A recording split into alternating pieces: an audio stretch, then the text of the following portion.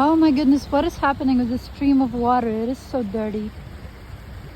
And the reason I know is because it's pouring itself into this absolutely crystal clear water stream that nature continues purifying.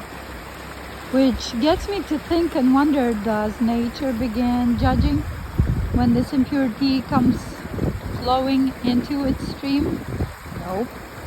Does it stop flowing? Nope. Does it stop purifying itself? Nope.